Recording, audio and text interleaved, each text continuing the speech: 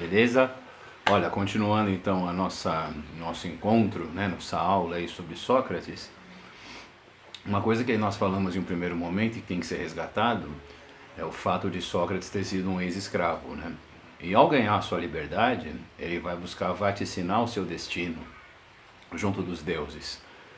Então, assim, essa fase, né, tem uma fase da nossa existência, da nossa vida, em que a gente fica naquele dilema, o que fazer, o que seguir, né?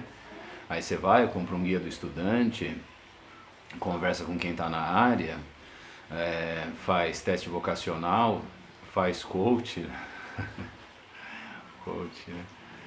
Faz, né, faz algum tipo de atividade que lhe traga uma segurança institucional, né? Os antigos gregos, eles recorriam aos deuses, né, evidentemente. Especificamente aos oráculos, né? E o que eram os oráculos? O oráculo era um templo, né, circular adornado de colunas, e dentro desse templo ficavam sacerdotisas, né, chamadas de pitonisas, moças jovens de vestidinho branco, margaridinha no cabelo, etc, etc, parecida com as ninfas, né, os espíritos da floresta, como a Eco, né, aquela que se apaixona por Narciso, e elas falavam em nome dos deuses, né? E dentre os oráculos você tinha um especificamente de maior destaque no mundo grego, que era o oráculo de Delfos, né? E esse oráculo era tipo o Maracanã dos oráculos, né? Todo mundo na vida uma vez rumava para Delfos, né? E Sócrates vai para lá, em busca do vaticínio de seu destino, né? Procurar saber o que ele viria a ser. Essa coisa de encontrar um sentido para a vida, encontrar um sentido para a existência, buscar, né, saber o que nós somos, etc., sempre vai ser objeto da filosofia antropológica, né? A filosofia que evidentemente tem o homem no centro da reflexão.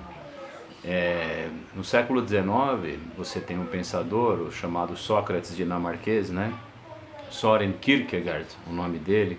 Kierkegaard nasceu em 1813, morreu em 1855, viveu pouco tempo, né?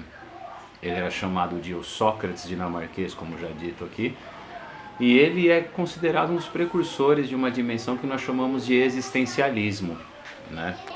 E o existencialismo do século XIX, junto de Kierkegaard, que vai tentar encontrar um sentido para a existência e tudo mais, Kierkegaard dirá que o grande sentido da existência é encontrar uma verdade pela qual você possa viver ou morrer. Então ele fala para a gente encontrar essa verdade na fé, né? Ele escreve um livro, evidentemente no século XIX, quando ele vive, chamado Temor e Tremor, que é um livro que conta a história, uma narrativa do Antigo Testamento, de Abraão e Isaac, né? Então é uma narrativa em torno de qual ideia? De um sujeito que, por meio da sua fé, dá um salto no escuro, assume riscos e chega ao ponto de quase sacrificar o próprio filho em nome desse mistério que pode ter sido que nós mesmos tenhamos criado, chamado Deus, né? Kierkegaard no século XIX é o existencialismo cristão, e no século XX você vai ter Martin Heidegger, né? Apesar dele ter nascido em 1889, mas a obra dele se dá no século XX, e Jean-Paul Sartre, né? Ou Jean-Paul Sartre, né? Como diziam nossos professores na universidade. Jean-Paul Sartre, ou Jean-Paul Sartre, você tem uma obra maravilhosa dele, essa daqui, ó, A Idade da Razão. Trata-se de um romance no qual o personagem principal vive um dilema existencial, né? Trata-se a história de um professor de filosofia que engravida a própria aluna, cara, enquanto sua amante, e eles estão juntando grana para fazerem um aborto. É uma história bem intensa, assim, um dilema existencial fodido. É um personagem que anda sob uma corda bamba. Que corda bamba é essa? Toda escolha é uma renúncia. Nós somos livres para fazermos escolhas, para fazer escolhas, porém somos prisioneiros das consequências das escolhas que a gente faz, né? É uma obra espetacular. E essa condição primordial, né, de buscar um sentido para a existência, você está vendo aí, a gente deu um salto para o século XIX e XX, falamos um pouco sobre existencialismo, e aí você volta lá para o século V a.C. e pensa em Sócrates agora, né? Para quem ele vai recorrer? né?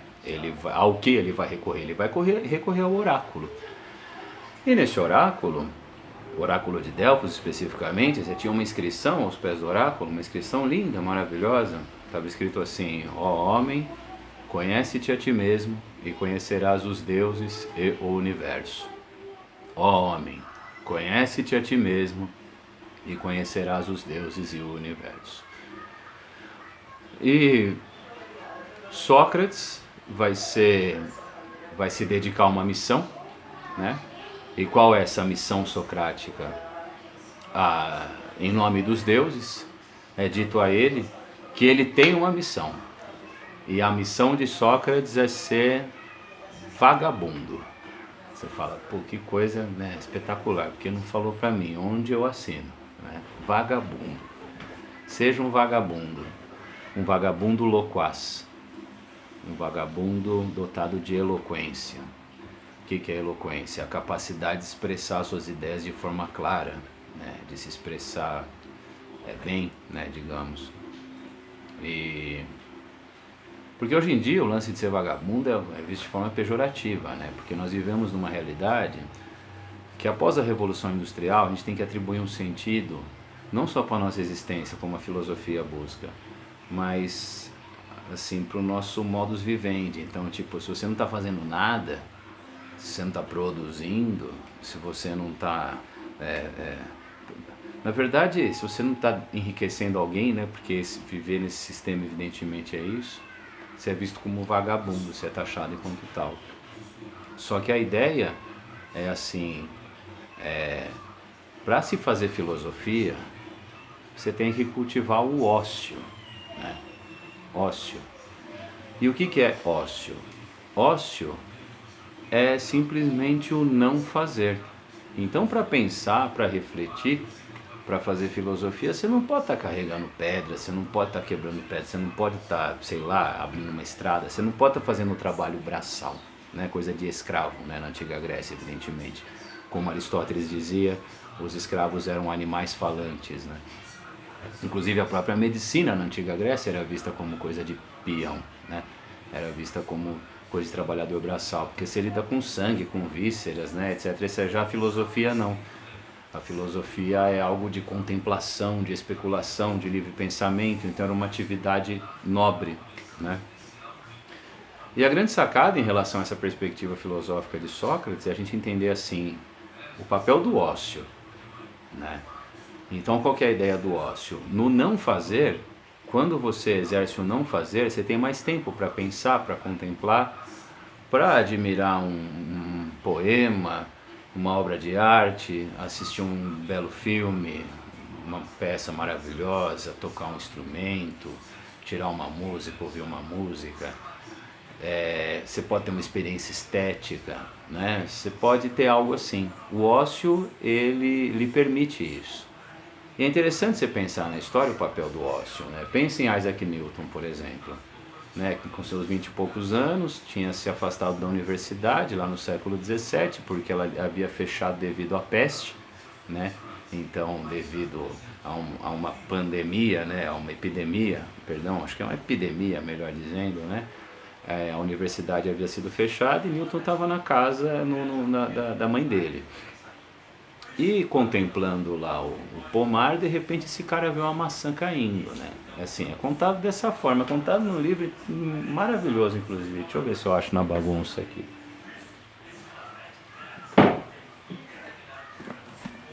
Esse aqui, ó, Breve História de Quase Tudo. Esse livro é maravilhoso, cara.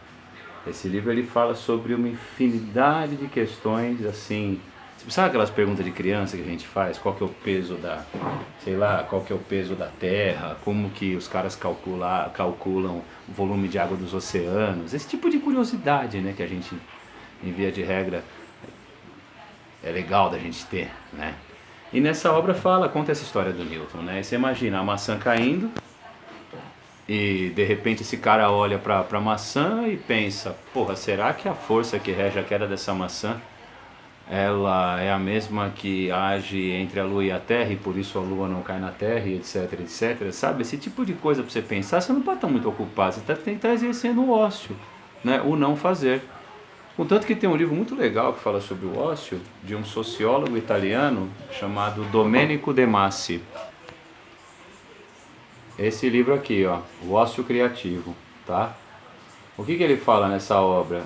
Ele faz uma crítica a esse modelo social nosso do Ocidente, concentrado na idolatria do trabalho, sabe?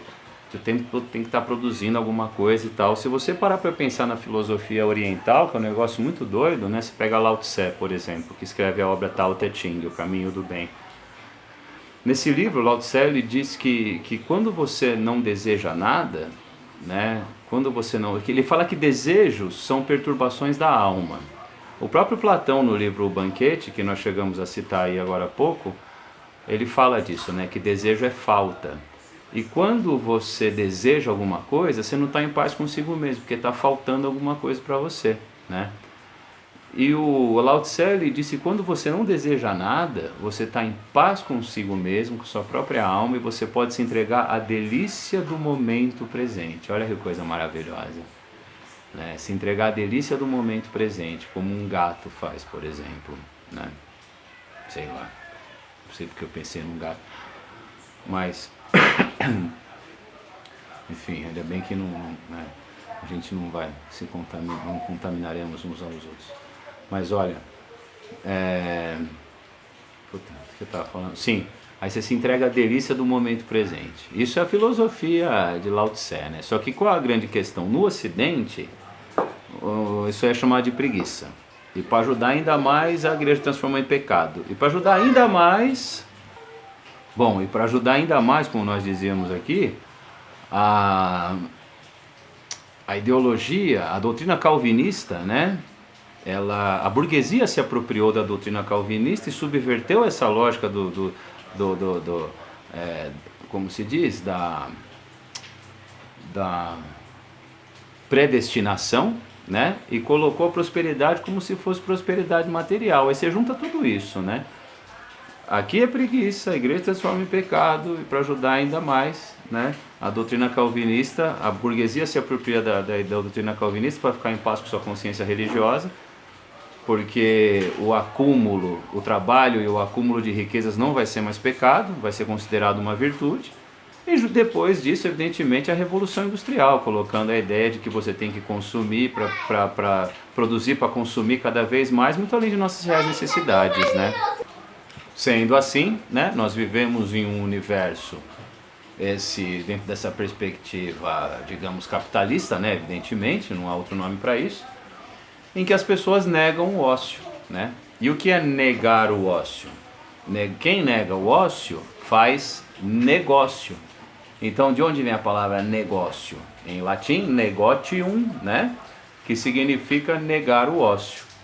Tem um livro maravilhoso para entender isso, que é esse livro aqui, ó, O Pequeno Príncipe. Você fala, opa, O Pequeno Príncipe? Todo mundo tem que ler esse livro, você sabe, né? O Exupéry, ele escreve para criança, para o adulto, para o velho, enfim, para todo mundo, né, cara? E nesse livro você tem um personagem muito legal, ó, que é o homem de negócios. E o que o homem de negócios faz? Ele mora num planeta. Como você sabe, a história do Pequeno Príncipe, o príncipe vive num asteroide chamado D612 e ele viaja por todo o universo. E pelo universo onde ele viaja, cada hora ele para num planeta, se depara com uma realidade distinta. E quando ele chega no planeta do homem de negócios, ele fala pro cara, né? Falou, pô, o que você tá fazendo? Ele fala, estou contando as estrelas.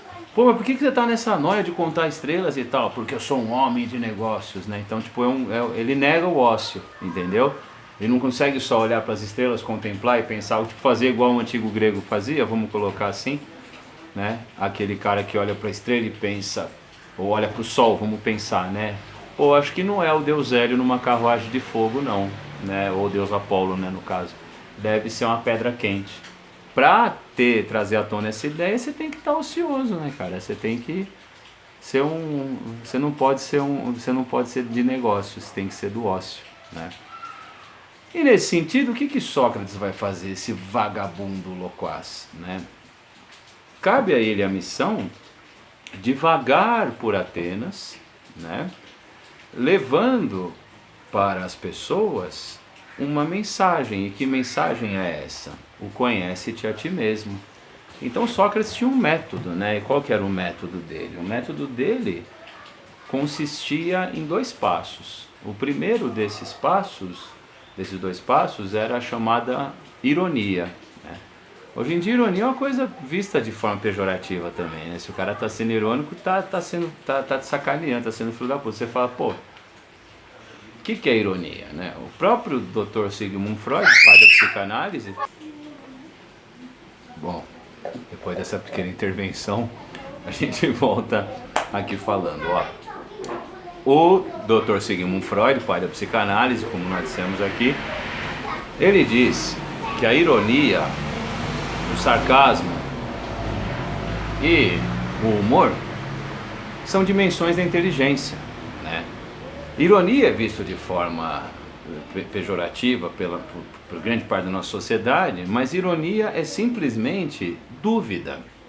Vem do grego eironeia, que quer dizer dúvida, quer dizer interrogação. Então o que Sócrates fazia? Sócrates perambulava por Atenas, abordava as pessoas, especificamente os jovens. E por que o jovem? Porque o jovem ele tem maleabilidade de pensamento, teoricamente ele tem a mente aberta, o coração mais leve. Salvador Allende, primeiro presidente marxista democraticamente eleito na história do Chile em 1970, deposto por um golpe militar de Augusto Pinochet em 1973, financiado pelos norte-americanos na chamada Operação Condor.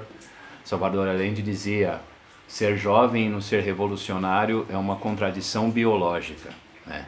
Então não há nada mais contraditório do que um jovem conservador, do que um jovem reacionário.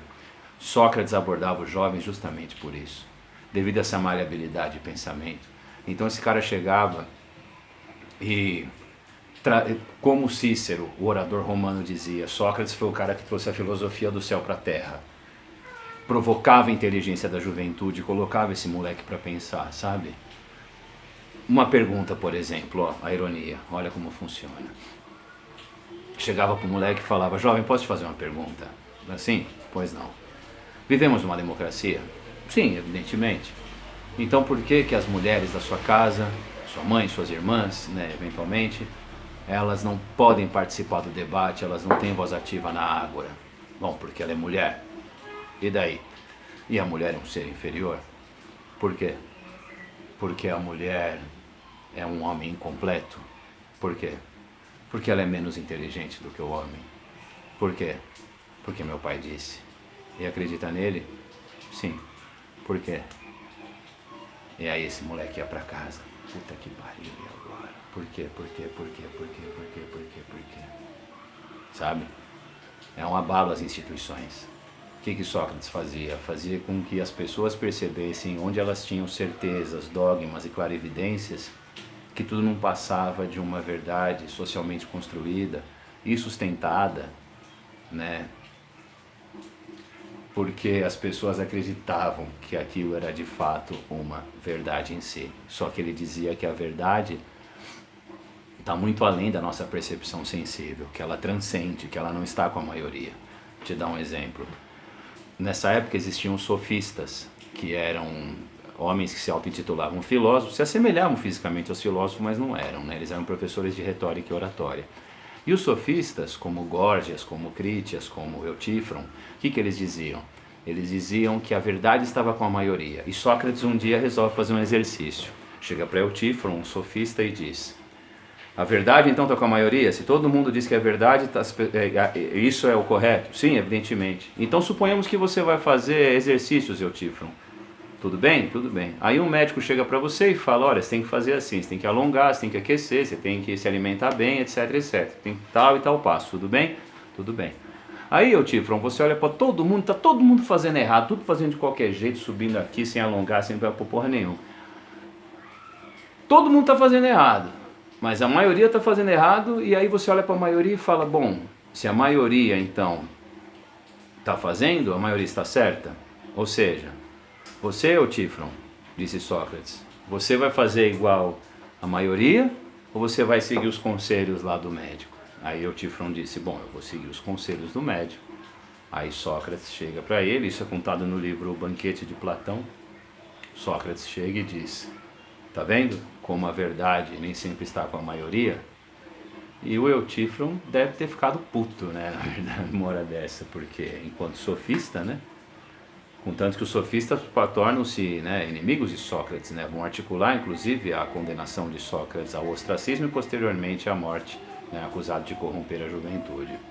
Essa coisa de que a verdade nem sempre está com a maioria, haja visto, né, o regime democrático. Né? A democracia ela é autofágica. Né? Sócrates criticava a democracia justamente por isso.